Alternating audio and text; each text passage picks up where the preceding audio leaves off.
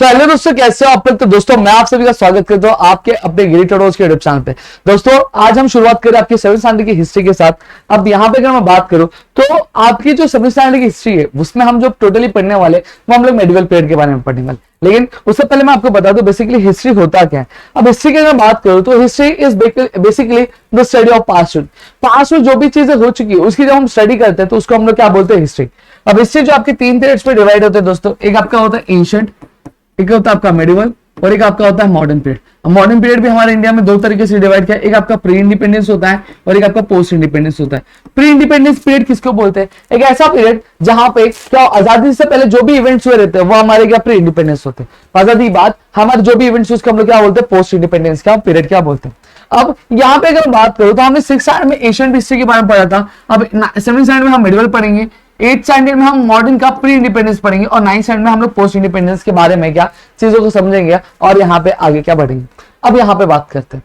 देखो आपके text book में हिस्ट्री क्या बोला गया है, history give us a chronological scientific and systematic order account of the past. क्या बोला है कि हिस्ट्री हमें बेसिकली देता क्या है, हमें बेसिकली आपके क्रोनोलॉजिकल ऑर्डर जो होते हैं। क्रोनोलॉजिकल ऑर्डर मतलब क्या होता है, हमें यह बताता है कि भैया पहला इवेंट कौन सा हुआ था, उसके बाद कौन सा इवेंट हुआ, तीसरा इवेंट कौन सा हुआ, चौथा इवेंट कौन सा हुआ। बेसिकली सीक्वेंस जो होता है इवेंट्स का वो हमें बताता है। प्लस जो साइंटिफिक और सिस्टमैटिक तरीके से क्या कि पहले ये इवेंट हुआ था, फिर इसके बाद ये हुआ, फिर उसकी वजह से ये हुआ, मतलब एक साइंटिफिकली चीजें हमें क्या अरेंज करके क्या हमें क्या चीजों को बताता है। अब यहाँ पे अगर मैं बात करूं तो आपकी जो हिस्ट्री होती है, हिस्ट्री बेसिकली 4 फैक्टर्स पे इन्फ्लुएंस की जाती है। एक आपका इंडिविजुअल लेवल पे, एक आपका प्लेस पे, एक सोसाइटी का, एक टाइम का। जब भी इतिहास की बात करते हैं तो इतिहास में हम हमेशा 4 चीजों की बात करते हैं। हम अकेले एक इंसान की बात करेंगे, या फिर किसी जगह की बात करेंगे, या फिर किसी सोसाइटी की बात करेंगे, या फिर हम हिस्ट्री पढ़ रहे हैं तो किसी एक पर्टिकुलर टाइम पे किसी पर्टिकुलर एरेना की हम क्या हिस्ट्री पढ़ेंगे। ठीक है। अब जब हम हिस्ट्री पढ़ रहे हैं तो कहीं ना कहीं हम जब हिस्ट्री पढ़ते हैं तो हिस्ट्री पढ़ने के लिए हम कभी भी हम हिस्ट्री में खुद प्रेजेंट नहीं थे, हम पास्ट में खुद प्रेजेंट नहीं थे। पास्ट में की जो चीजें हमें पता चलती है हम उसी के बेसिस पर हिस्ट्री पढ़ते हैं। तो कहीं ना कहीं आपको ये नहीं लगता कि जब हम हिस्ट्री पढ़े तो हमें सोर्सेस की जरूरत है, एक जरिया चाहिए जिसकी वजह से हम हमारी हिस्ट्री को क्या जान सके, पहचान सके और उसकी स्टडी एक प्रॉपर मैनर में एक अच्छे तरीके से कर सके। तो वही तो इन सारे सोर्सेस को पढ़ने के लिए, अब हिस्ट्री को पढ़ने के लिए हमें क्या सोर्सेस चाहिए रहते हैं जिनको हम लोग क्या बोलते हैं, सोर्सेज ऑफ हिस्ट्री। अब आपके मेडिवल पीरियड की अगर मैं बात करूं सोर्सेज की तो आपके 3 तरीके के सोर्सेज होते हैं। एक आपका होता है ओरल सोर्स, एक आता है आपका रिटर्न सोर्स, एक होता है आपका मटेरियल सोर्स। अब यहां पे अगर मैं बात करूं, आपने 6th स्टैंडर्ड में अपनी हिस्ट्री पढ़ी होगी तो आपने ओरल, रिटर्न, मटेरियल सोर्स ये क्या होता है ये समझा होगा। लेकिन फिर भी जिसने नहीं पढ़ा है उसके लिए बता दूं, ओरल मतलब क्या होता है, जो भी चीजें से बोली जाती है वो ओरल सोर्स होता है। जैसे अगर मैं बात करूं गाने, ये ओरल सोर्स है, स्टोरी ये ओरल सोर्स है। रिटर्न क्या होता है, जो भी चीजें लिखी जाती है उसको हम लोग क्या बोलते हैं, रिटर्न सोर्सेज बोलते हैं। क्या बोलते हैं, रिटर्न सोर्सेज।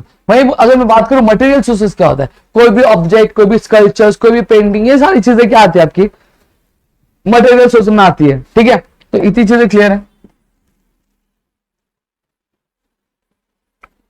अब यहां पे अगर मैं बात करूं तो आपका अब यहां पे हम सबसे पहले जो शुरुआत करने वाले हैं वो किससे करने वाले हैं, हम हमारे मटेरियल सोर्सेज से करने वाले हैं। और मटेरियल सोर्सेज में हम क्या पढ़ेंगे, हम आपके फोर्ट्स के बारे में पढ़ेंगे। देखो अब मेडिवल पीरियड में अगर मैं बात करूं तो हम किसके बारे में पढ़ रहे हैं, we are going to study about the Maratha rule. ठीक है। अब जो मराठा रूल की अगर हम बात कर रहे हैं तो वहां पे जो फोर्ट्स है एक बहुत ही एक बोलते ना एक ऐसा सोर्स निकल के आता है हमारे सामने जो बहुत ही ज्यादा इंपॉर्टेंट हमें क्या लगता है। अब यहाँ पे अगर मैं बात करूं तो फोर्ट्स आपके बहुत अलग अलग तरीके के। देखो फोर्ट्स आपका हिल फोर्ट्स होता है जो बड़े बड़े हिल्स पे क्या होता है लोकेटेड होता है। फिर आपका आता है फॉरेस्ट फोर्ट। फॉरेस्ट फोर्ट्स क्या होता है, जो जंगलों में क्या होता है स्थित होता है। फिर उसके बाद आता है आपका सी फोर्ट। सी फोर्ट्स क्या होता है, बेसिकली एक ऐसा फोर्ट होगा जो समुद्र के बीच में होगा, आजू बाजू क्या होगा पूरा पानी ही पानी रहता है, उसको हम लोग सी फोर्ट्स बोलेंगे। और फिर उसके बाद आता है forts in the plain. Plains मतलब क्या होता है, जमीन होती है, एक प्लेन जो जमीन होती है उसको हम लोग क्या बोलते हैं, प्लेन्स बोलते हैं। और उसके ऊपर जो किला होता है उसको हम लोग फोर्ट्स ऑन द प्लेन्स बोलते हैं। अब यहाँ पे हम बात करें तो ये आपका फोर्ट्स का होगा। फोर्ट्स एक ऐसी चीज है जहां पे राजा महाराजा रहा करते थे, प्लस लड़ाइयां हुआ करती थी, झगड़े हुए करते थे, या फिर कैप्चर किया जाता था। तो फोर्ट्स जो है वो कैप्चर किया जाता था, इसलिए हमें फोर्ट्स के बारे में अगर पता है तो हमें बहुत सारी चीजों के बारे में पता चले।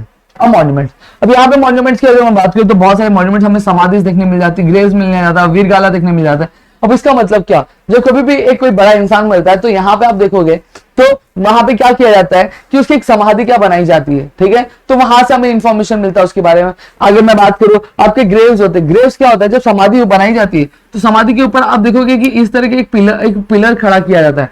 तो इसको हम लोग क्या बोलते हैं, इसको हम लोग ग्रेव्स बोलते हैं, जहां पे लिखा रहता है जो डेड पर्सन होता है उसका नाम लिखा रहता है, कितने साल से कितने साल तक था वो, उनके जो महान काम उन्होंने किया उसके बारे में क्या चीजें लिखी रहती है।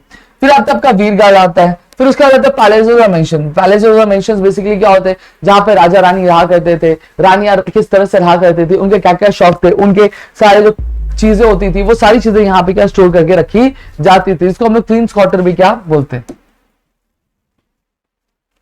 अब यहाँ पे हमें क्या क्या चीजें पता चलती है, जब हम मॉन्यूमेंट्स के बारे में पढ़ते हैं तो हमें पास्ट के डेवलपमेंट ऑफ आर्किटेक्चर, मतलब आर्किटेक्चर किस तरह का था, क्या स्टाइल ऑफ आर्किटेक्चर यूज किया जाता, क्या सारी तकनीकें यूज की जाती थी एक बिल्डिंग को बनाने में, एक मॉन्यूमेंट को बनाने, वो सारी चीजें हमें क्या यहाँ पे क्या देखने मिलती है। साथ ही साथ अब बिल्डिंग्स को देख के हम क्या इकोनॉमिक कंडीशंस का क्या लग सके अंदाजा क्या लगा सकते हैं।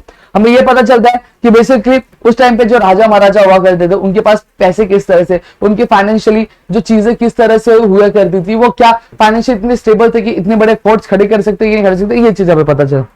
फिर quality of parts, quality of arts का अगर मैं बात करूं तो क्वालिटी ऑफ आर्ट्स से हमें क्या चीजें मिलती है, हमें यह पता चलता है दोस्तों कि उस टाइम पे आर्ट्स किस तरह से परफॉर्म किया जाता था, किस तरह की चीजें यहाँ पे हमें देखने मिलती थी, और साथ ही साथ जो हमारे स्किल्ड पर्सन थे वो किस तरह से आर्ट्स में क्या बहुत ही ज्यादा सर्वगुण संपन्न थे, ये हमें चीजें क्या पता चलती है। अब स्टाइल ऑफ बिल्डिंग कंस्ट्रक्शन, अब आपने देखा होगा कि जब आप अलग अलग जगह जाते हो तो वहां पे घरों का बनने का स्टाइल और साथ ही साथ बिल्डिंग बनने का जो स्टाइल होता है वो डिफरेंट होता है। आपने देखा होगा कि कई जगह क्या होता है, फ्लोर्स नहीं होती, एक सिंगल फ्लोर होता है, ग्राउंड फ्लोर, वहीं पे घर बनाए जाते हैं। कई जगह देखा होगा आपने कि डबल फ्लोर होता है, कहीं पे 3 फ्लोर होता है। तो हर एक जगह तो घर बनाने का जो स्टाइल होता है वो क्या अलग रहता है according to the nature, according to the environment. तो हमें वो चीजें भी क्या यहाँ पे क्या समझ में आती है। अब साथ ही साथ ये तो मैंने मॉन्यूमेंट्स के बारे में बात कर दिया। अब यहाँ पे अगर मैं बात करूं तो इन दिस, अब जो कॉइन्स है, अब कॉइन से भी हमें बहुत सारी चीजें पता चलती है। अब कॉइन्स अलग अलग रूलर्स द्वारा बनाया जाता है। अगर मैं किसी राज्य का रूलर हूं तो मेरे द्वारा कॉइन मेरे प्रजा के लिए बनाया जाएगा, वहीं पे कोई और बंदा है रूलर तो वो अपने लिए प्रजा के लिए कॉइन्स बनाएगा। अब यहाँ पे जो कॉइन्स के लिए मेटल्स यूज किए जाते थे वो क्या थे, सिल्वर थे, आपके गोल्ड थे, फिर उसके बाद अगर मैं बात करूं कॉपर थे, ऐसे क्या आपके मेटल्स का यूज किए जाते थे। अब यहाँ पे हमें क्या पता चलता था, हमें इन कॉइन्स हमें यह पता चलता था कि किस तरह के फाइनेंशियल ट्रांजैक्शन हुआ करता था, कि अगर कोई सामान खरीदा जाता है तो उसके लिए कितना अमाउंट पे किया जाता था, किस तरह से क्या ट्रांजैक्शन यानी एक्सचेंज वाला सिस्टम होता था। और साथ ही साथ अगर मैं कॉइन्स की अगर बात करूं तो हमें, अगर मैं एम्परर अकबर की डायनेस्टी की अगर बात करूं तो यहाँ पे एक कॉइन उनके पास ऐसा था जहां पे फ्रंट साइड में पर्शियन अरेबिक लैंग्वेज में लिखा था, और वहीं पे दूसरे साइड में बैक साइड में आपके हमारे जो डाइटीज है, डाइटीज मतलब हमारे जो भगवान जो गॉड्स होते हैं उनके बारे में क्या चीजें क्या मेंशन थी, मतलब राम सीता की फोटो, ये सारी चीजें वहां पे हमें क्या देखने मिलती है। ठीक है, अब यहां पे अगर मैं बात करूं तो इससे हमें पता क्या चलता है, from this we get to know कि कहीं ना कहीं अकबर की डायनेस्टी में या फिर एम्परर की डायनेस्टी में क्या कोई भी भेदभाव नहीं किया जाता था। वो हमेशा से दोनों ही जो रिलीजन से दोनों को ही इक्वली ट्रीट किया करते थे, और लोग बहुत ज्यादा फ्री थे कि अगर वो अरेबिक इस्लाम फॉलो करना चाहते तो they can go for Islam, if they want to follow Hinduism they can go for the Hinduism. कभी भी अकबर ने क्या किया, अकबर ने कभी भी किसी भी धर्म को छोटा या बड़ा नहीं समझा। अब आते इंस्क्रिप्शन।